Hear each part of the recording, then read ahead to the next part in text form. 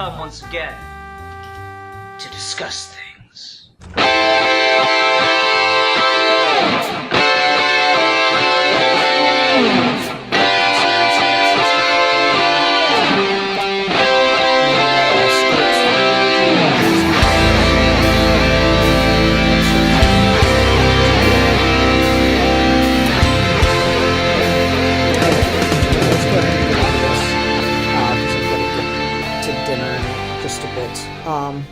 Hi everyone, welcome to another episode of Geeky Gentlemen. We are continuing Geeky Gentleman History Month. Joining me today is... Rasco. And, of course, like I said, we are doing Geeky Gentleman History Month, a month in which we discuss the contributions geeky gentlemen have made to history, but that have been ignored by a biased educational system, except not at all. So Rasco picked our movie review for today. Rasco, what are we reviewing? Rush. Indeed. So, like, this is kind of an off-ish pick for History Month, but I think it quite fits anyway. I mean, it's, it's that whole based on a true story thing, so that helps. But what made you want to talk about this, Rasco? Yeah, it was just this... I've only seen this movie one time before rewatching it for this video. But it was one of those movies that, like, I watched it and I was instantly like, oh yeah, I really like that movie. I'm going to recommend it to every single person that asks me, like, what's a cool movie to watch?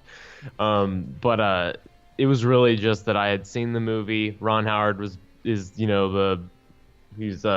directing or reshot majority of, like, the Han Solo movie that's coming out. So I don't know. It just seemed like the time was now for this movie to be chosen. Ron Howard, he's like, I was really shocked to see his name come up at the end of the credits or whatever. I was like, oh wow, really? Mm-hmm. Did not feel like your typical Ron Howard movie. Yeah, he's kind of known for that more like Tom Hanksy kind of feel. Mm-hmm. But yeah, this was interesting to watch. I don't know a ton about racing in general. Even less about Formula One, specifically. But, like, I know a little bit about kind of, like, the history of racing and the way in which the focus on technology has kind of pushed out some of the qualities of the great driver kind of thing in the dynamic of just how that sport works. So I think this provided kind of an interesting commentary on that, and so we can talk about that a little bit too. Yeah. But so why don't you tell people what this movie's about before we get into the review for those that maybe haven't heard of it? All right. So Rush is a movie about the real life rivalry between two Formula One racers, Niki Lauda and oh gosh, I'm sorry, I can't remember what Chris Hemsworth. James Hunt, yes. It's very easy because it rhymes with... I'm not going to say it. Anyway, so it's about the real-life rivalry between these two Formula One racers, and it's kind of about how... And it's like a dual protagonist story, and it's kind of about how their relationship as, like, competitors kind of, like, define their lives. So, yeah. Yeah. That's what the movie's about. And it's interesting because, like, it's a racing movie where you don't see a ton of the races. Yeah. And I was like, I was a little disappointed by that because I really like... I like fast cars. I went through a musclehead phase, or gearhead phase, not musclehead. I went through a gearhead phase and I got really into muscle cars and all that stuff for a little while, and I watched a lot of racing and car movies and stuff. Good old Vanishing Point, the original Gone 60 Seconds, all that jazz. So I was a little disappointed there wasn't, a lot more done shooting the races in this. I was like, oh, well, all right. We see more like excerpts of a lot of the races, which just kind of disappointed me. That being said, the rivalry shown between these two is really interesting. Like, yeah. It opens with that scene where they're sitting there, and both of their pit crew guys are asking them if they should change the tires, and they both ask, has the other guy changed the tires? no. Yeah. Well, then I'm not changing my tires. Like, that's a really interesting way. That's just like the rivalry was so. It's an interesting way to connect that because it demonstrates a fundamental lack of seeing anything outside of the other. It's kind of like a tunnel vision going on. And this is a weird thing for me to talk about because usually I like to do a little bit of research into these things before we talk about them. I have no idea how accurate or inaccurate this movie is. There are things that I just have to assume did not actually happen, but I don't know, so I'm not gonna say there's no way this is real. This is bullshit or whatever. I just honestly don't know the real life history behind this. I do know that like anytime there's like a wreck in the movie, like the one wreck where like the guy's like head has been like mashed off, like that's a real death. Like I know that I'm pretty sure all the races are real, the dates are real for all the races, and the outcomes are real for all the races. Anything that's false is just like the middle glue stuff that holds all of those facts together, I guess. Yeah, like I don't know. There's like scenes from like you have to question whether or not that's real. Like. When Niki Lauda is in his accident and he comes back to race like a month later and he's, still recovering from all his burns and surgeries and stuff. And like the one reporter asks him if his marriage is going to be able to stay together even though he looks like, even though he's been deformed. Like Niki Lauda tells him to fuck off. And then James Hunt like gets the guy alone in a hallway, like the next scene, gets him alone in the hallway, and just beats the shit out of him. And I'm like... just whoops him. Yeah, just whoops that ass. And like, that's a really satisfying scene as you watch it, and it shows like a respect between those two that's really interesting. But at the same time, you're sitting there like, I have trouble believing that actually happened. Though, fuck if I know. The way they portray James Hunt in this, if any of it's accurate, that seems like a thing he would have done. I mean, like, I could probably fact check that one, but I just didn't get around to it this time, so. Yeah. I don't know. Yeah, I mean, it's so believable, though. I mean, like, even if that didn't literally happen, I'm okay with that, because that's one of those things where, it's important for kind of demonstrating how he feels towards Niki at that point in his career. So it's not too much of a problem for me. But yeah, I don't know a whole lot about the accuracy of this movie, besides, I think, for the most part, all of, like, the racing stats and dates and everything like that are correct. Okay, and that's good that they got that right. I mean, it'd be weird to, try to... it'd be weird to change that kind of stuff when that's, like, the story that the public is aware of. Okay. I don't know, man. You take us somewhere. This is going to be one where I'm not sure what I'm going to have to say on it, so I'm gonna put you at the wheel. Alrighty. Great joke. Okay, so I think that what's really interesting about this movie is that before I had seen it, and like when you look at like all of the advertising, like, there's no reason to think that this is like anything more than a movie specifically about James Hunt, because you don't ever see Niki Lauda on like, he's not on like the box of the movie as far as I'm aware. It's like just like that picture of Chris Hemsworth face. So you go into this movie, and if you don't know that it's kind of like a 50-50 split between two different people, it's like a surprise when you get into it. And I think that I love the performances in this movie, and I think that like this is the first movie where I saw Chris Hemsworth as like an actual like good actor, like, because I hadn't seen him in anything outside of the Thor movies when he was in Thor. So like I just saw Thor, was like whatever.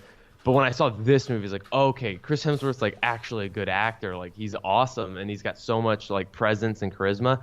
But also, more importantly, another MCU alum, freaking Baron Zemo. I think his name is Daniel. Like, what is the actor's name who plays Niki Lauda? His name's like Daniel Bruhl or something, I think. Yeah, it's something like that. I'm I'm trying looking to. it up really quick. Yeah, it's Yeah, his most Daniel professional. Bruhl. That's his name. I love him. Yeah, this He is the is. movie. This is the movie where this is what Thor was doing during Civil War. Yeah, yeah. He had a whole career in a different time. It was Yeah. awesome. Yeah. No, I Yeah. agree. The performances are absolutely incredible.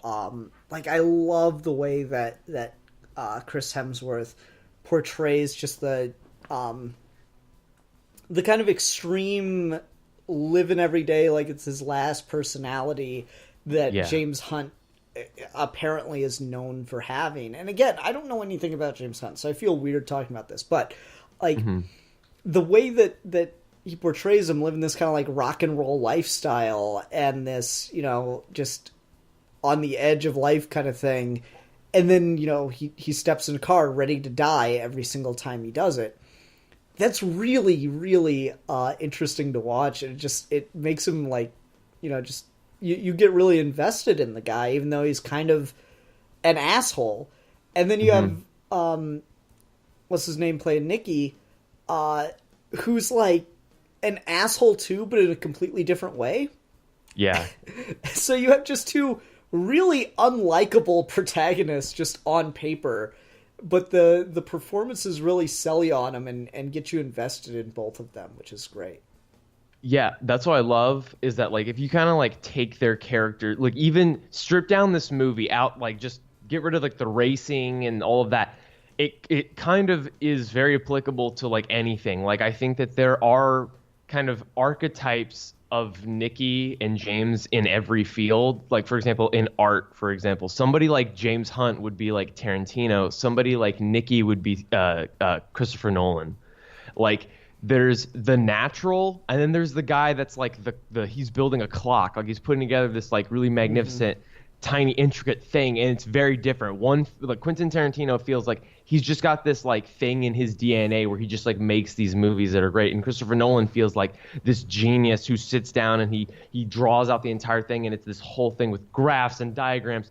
And I feel like that is something that you see everywhere. These kind of the difference between the person that's kind of like the wild card natural and the person that's all about like the planning and the prep work and getting everything that can be controlled so that the thing turns out right. And that's what I love about their relationship. And that's why I think this movie works outside of just like a sports movie or like a car movie or driving movie. I think that like if you just like movies with characters in general and you have ever had any sort of interest, that there's this kind of divide between the people that have like that raw talent versus the more people that the people that bring their brain to the game, and that's how they make it work. So I don't know, I love that. No, I agree. I think that is really, really the heart and soul of the character development in this movie is you just have these completely opposite personalities, and they're both, again, just on paper, they're both kind of unlikable people, but you really get where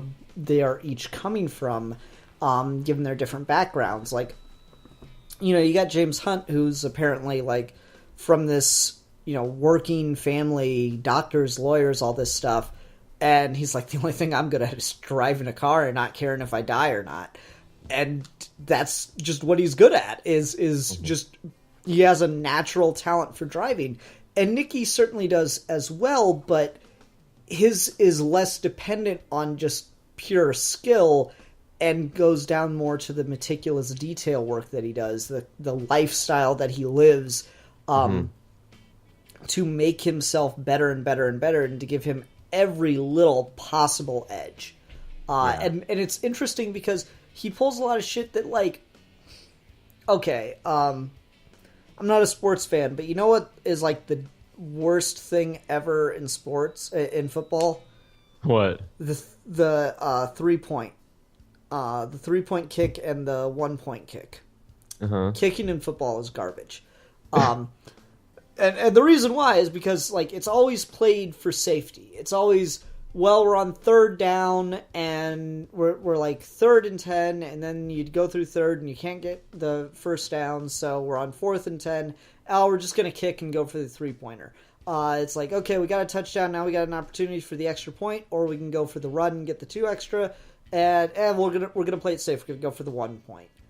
And it's like, just I hate that mentality in sports. It's like, I hear people who love sports who talk about sports and they go like, oh yeah, it's that really emotional edge of your seat moment where it's, it's competitors and all this stuff. And like, I really appreciate that perspective on things.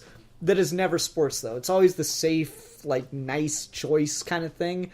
And like, Niki Lauda has a moment in this where like, he did not lose the race in Barcelona because Chris Hemsworth's car, or James Hunt's car, was 5/8 of an inch too wide. He lost it because he lost the race. But he still is just like such that unsportsmanlike, rule particular prick that he would rather win on a technicality than truly win. And that is just the most aggravating kind of approach to things. And you can tell that James Hunt was just, at least the way this movie portrays it, was not like that at all. Like, he would, even if, Niki won by breaking some kind of minuscule rule, and if he had just called him on this rule break, then he could have the title. James Hunt wouldn't want the title in that way, whereas Niki would. And that's just such an interesting dynamic between these two guys. Yeah.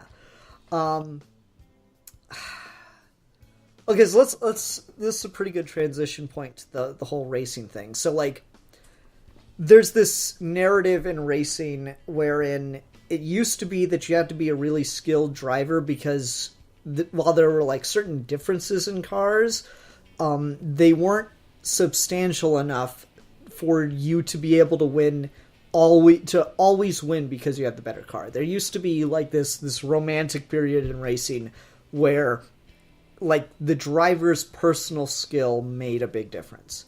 And now as the technology has developed, as the specialization of the engineering has advanced further and further, that's gotten away. You still have to be a good driver to win a race, to drive a race car, but the driver is like an engineer in the seat now. They're not so much a driver. Like, it used to be, you had the driver, the engineering team, the pit crew, all that stuff. The driver in modern racing, pretty much across the board, outside of street racing, has become an engineer in the car. Whereas back in the day, it didn't used to be like that. And so this movie displays a really interesting of that like midpoint of where the engineer in the car was kind of starting to overtake the natural talent driver.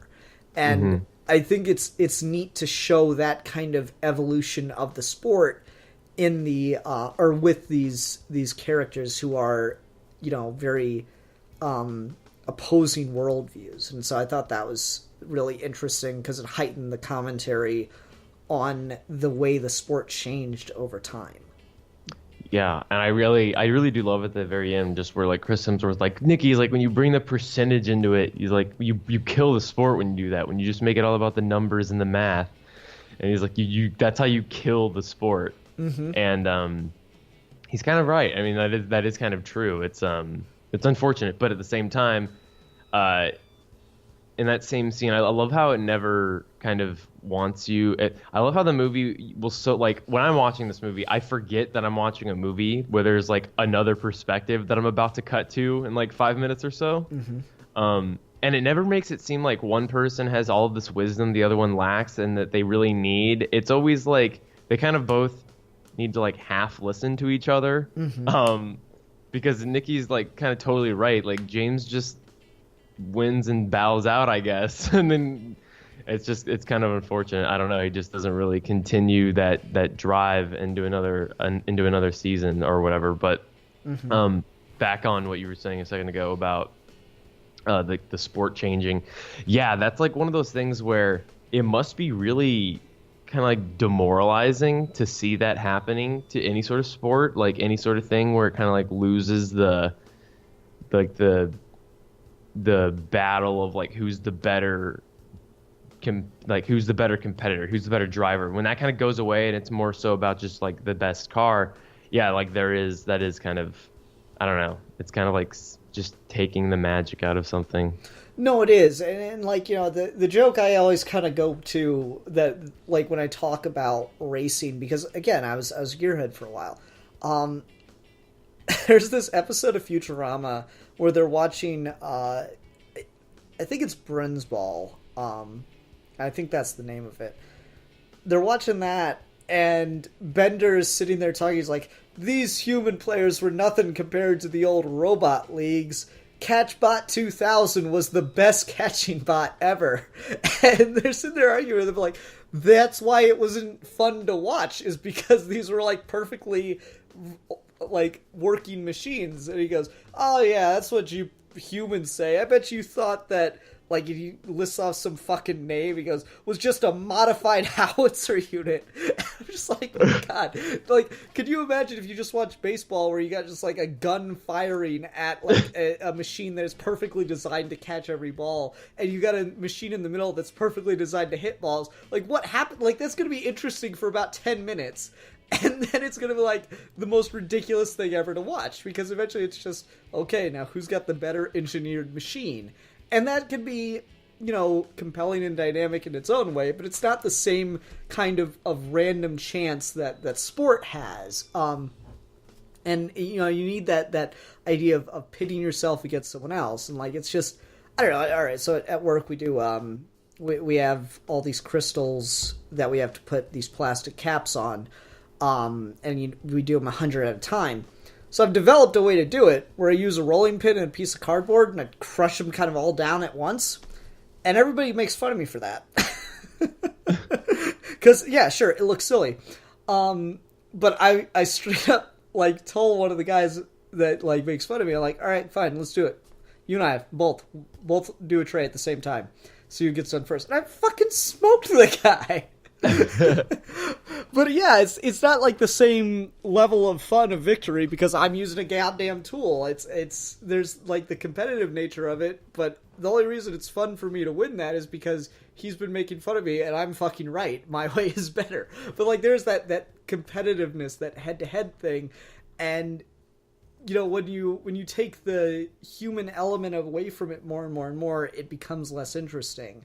And so you're like, we talk about the in other sports we talk about the issue of steroids and stuff, and like I'm not so much against steroids because I think they're inherently bad for the body. I don't really know anything about the science for that one. It's just, it sounds kind of flimsy to me. My thing with steroids is like, hey, you're just eliminating the actual human factor. Now it's about who has the best drugs, and I don't like that. But I'm not a huge sports fan, so it doesn't really matter to me one way or the other. And again, I think it goes back to racing. Like, I'd probably watch NASCAR if it wasn't about just, one, a circle, because that's fucking boring, and two, just about the engineering levels of the cars. Like, I don't know. I'm sure there exists probably like a amateur NASCAR where you're not allowed to have sponsors and it's just whatever you can bring to the table yourself. I'd watch that. That'd be cool. Yeah. You can put a chainsaw on the roof of your car, can't you? Yes. Chainsaw car not racing. Fucking Death Race 2000. It's awesome. Yeah, but I don't know, like, so the way that this comments on the competition being taken out of the thing, and it's interesting because I feel like that's kind of underlying a lot of James Hunt's character in this, and they kind of use that to inform why he leaves the sport in a way. I feel part of it is he proved what he had to prove, and like I agree with that assessment. But I also feel like this shows like James is the classic racer and Niki is the future. And I do think that, like, I've talked to drivers of like race cars and stuff. I've watched interviews with them, and it's all about the, how lighter can we make it? Can we recalibrate this in such a way that we can get like 2 more horsepower, 2 more seconds? Anything we can do? Can we do anything to advance it? It's just like, it's so meticulous, and you're winning, but it's not the same kind of exhilaration that you get out of it. So I thought this was an interesting commentary on on the sport of racing in that way.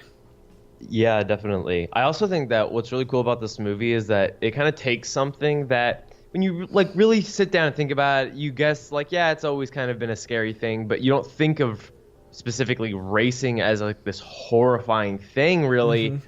And then when you sit down to watch this movie, it's just like instantly you're like, oh my God, yeah, like driving one of those is horrifying because like you see what happens when they wreck. They could anything could happen. Oh, definitely. And it's like every race they're going so fast, and such a tiny mistake could just send you to your death like that.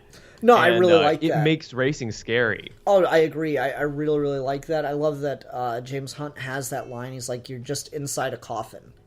Yeah. Like, yep, pretty much. And that developed a really interesting parallel between Niki and James, where he's like, I'm willing to die every time I go out there. And Niki's like, I'm willing to die if the risks are 20%. And it's like, James like, no, I'm willing to die if the risks are 90% or win. Like, that's the thing. Like, the percentage doesn't matter to him. If there's the chance for victory, he's willing to take it. And the last race shows that. That was an intense fucking scene as, like, his car is falling apart on him and he's just rushing through these cars. Like, I've driven on the highway when it is pissing down rain and I'm just going 70 miles an hour and I can't see fucking shit and I am terrified for my life. The idea of going like 200-300 miles an hour doing that, holy fuck. Yeah. With like a helmet on, with rain on the helmet. And, yeah. Like, just water everywhere. It's like the scariest thing in the world. Like, that's horrifying. You know, this movie should have opened with a quote, and I know exactly which quote it should have opened with because it reminded me of it. Ernest Hemingway had a great quote where he said, there are only 3 real sports: mountain climbing, bullfighting, and race car driving. Everything else is just a game. And he said that because those 3, every time you do it, even if you're just practicing, you can die.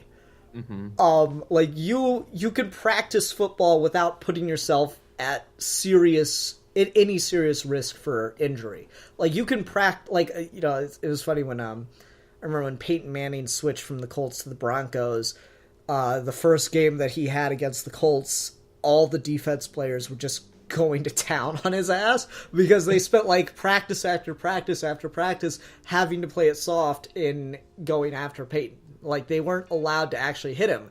They had to always stop because you don't want to damage your $1 million quarterback.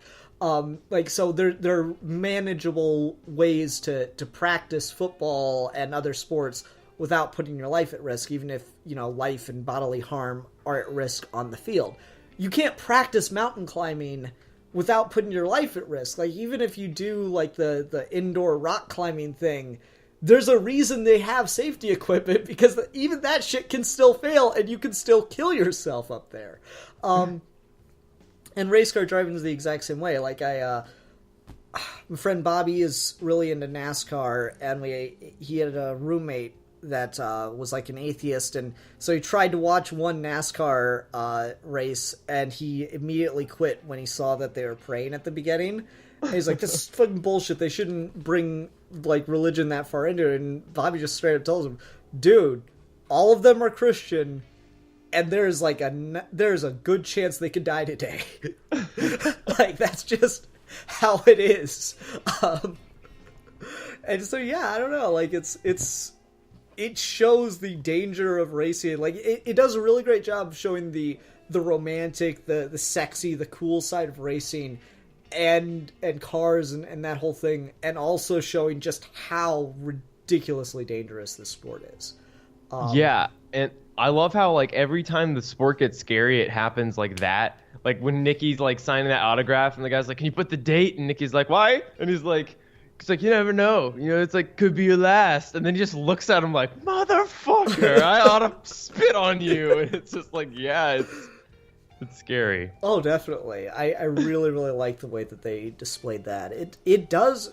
This is a movie that shows off racing in a really, really big way. It shows you what's fascinating, what's scary, and what's awesome about racing. And it gives you an idea of why people love the sport. What else can we talk about with this, though? Oh, let's talk about like so. I'm assuming you had no idea what was going to happen to Niki with his car crash and everything and his No burns. clue. I had no idea what was like. It's weird because I feel like the movie kind of misdirects you at the very beginning. Because like he's got the narration at the very beginning. And he goes, I am just a driver, and he is just a driver. And then he has like a line where he's like, I'm also the asshole that drafted him. I'm like, holy shit, is James Hunt gonna die because of some shit Niki Lauda pulls in this movie? Like, that's the impression I got. And so, like, I was really edge of my seat as this was going on. Yeah. I like I said, I didn't know anything about these two people from history. Like, I didn't know anything about Formula One or anything when I saw this movie. So I had no idea that was going to happen to him. But the way this movie handles it, I think is so perfect because it just doesn't shy away from any of the gruesomeness of that. Mm-hmm. Like it, it's like a little, like we're kind of play it out like, oh my God, what's he going to look like? What's he going to look like? But once you see him, it's like, no, like that's the reality, dude. Like that's just what he looks like. And the prosthetics look great, I think. Mm-hmm. I think the makeup looks really great. And like, it's interesting because even in that, you still see him, and I really wonder if this was directly from an actual interview or something, because in that, like, as he's describing his injuries and surgeries and stuff like that, he goes, well, I had skin grafted from my thigh to my forehead, and so the good news is, with the skin graft, it can never sweat, and forehead sweat not being a problem is a good thing for a driver. Like, that is such, like, just the way that we've seen this character develop, that is exactly how that guy would react to that. No, they do show you just how freaking harsh his recovery is. Like, the lung draining scene. Yeah. Oh. God, I feel like they show more of that than any single race. They don't time-wise, but just like the amount of time you spend looking at someone suffering like that, it's just like, shit, this guy was determined. Yeah. Oh. And like, absolutely. The interesting thing about it is, I like that I don't know how real this was, but I like that when they show James and Niki talking after the fact, he's like, I'm partially responsible for you going out on the track that day, and he goes, yeah, you were. But seeing you win all those races is what got me back here. So you're responsible for that too. Yeah. Like there's a real admiration and a respect that they show between the two. Again, I don't know how accurate that is to history, but it's a really, really cool dynamic to see in this film.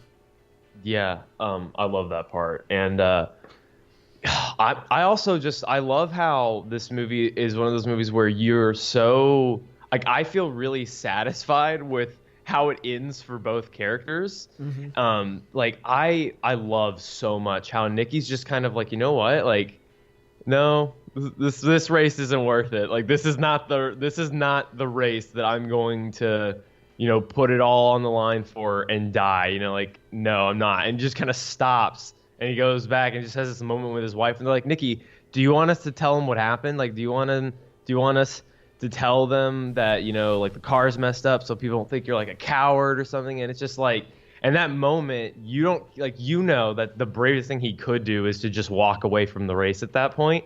Mm-hmm. Because that's the hard thing to do. Like, that's the actual thing that most people will be afraid of. But again, he's Niki, so for him, it's not. It's no. He's like, tell him the truth. Like, tell him exactly what happened. And then he just goes over and chills with his wife. And I just think that's so awesome. Mm-hmm. And, like, it's interesting because I'm trying to remember the statistic they give. Because they say that James Hunt has to finish at least third to win the title. But that was without considering whether Niki was in the race. And where Niki placed. Because if Niki had, like, finished ahead of, like, because he only wins by like a point, right? They say like he only wins by like 1 or 2 points. So if Niki had finished like, ahead of him or even just 1 place behind him, Niki probably would have won.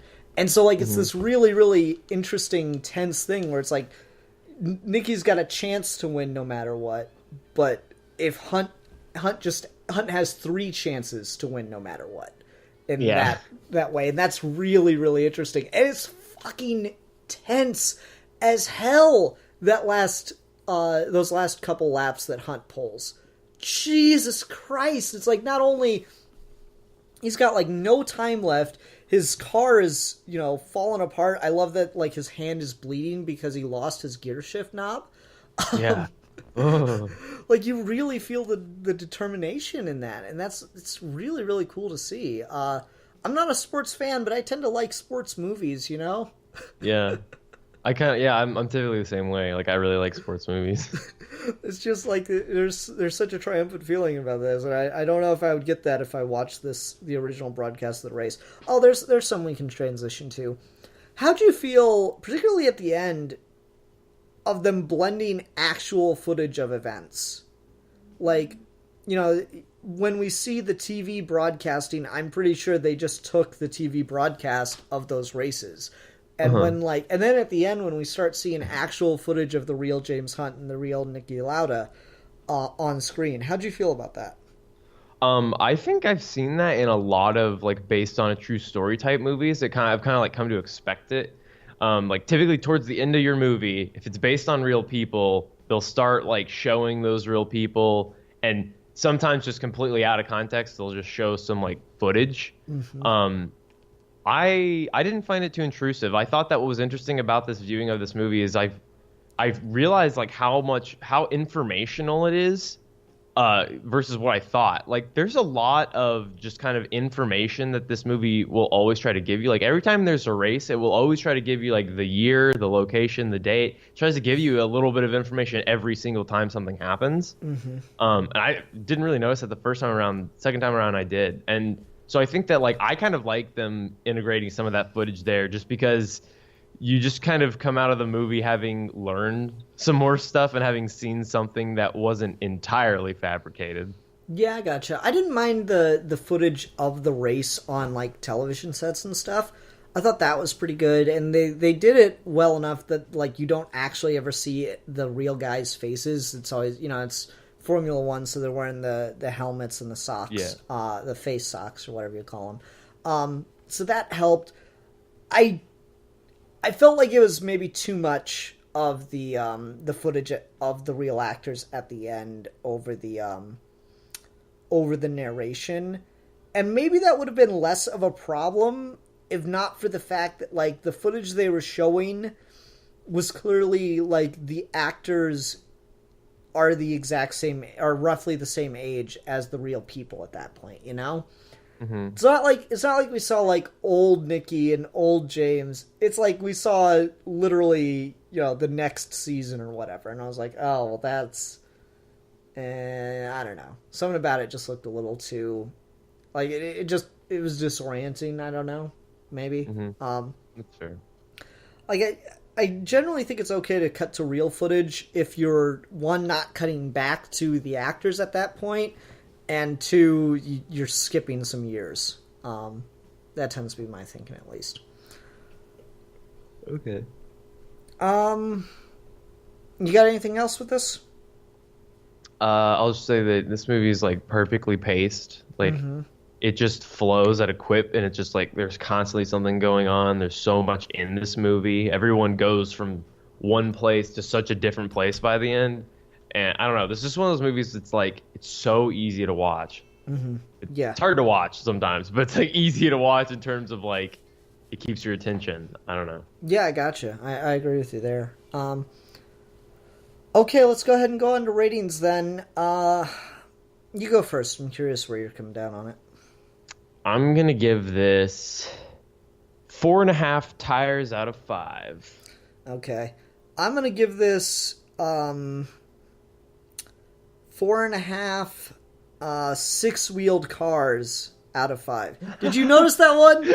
Like, I did. I noticed the exact car you're talking about. Yeah, I kept seeing it. I'm like, holy shit, I've never seen a car like that. I kept trying to point it out to Haley, but they never linger on it for too long, so she kept missing it all the time. I was like, God damn it.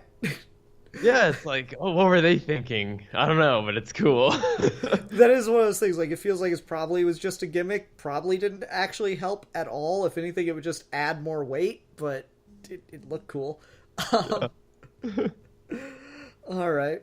Let me look at my calendar here. Yeah, it's next week, right, Rasco? It's next week.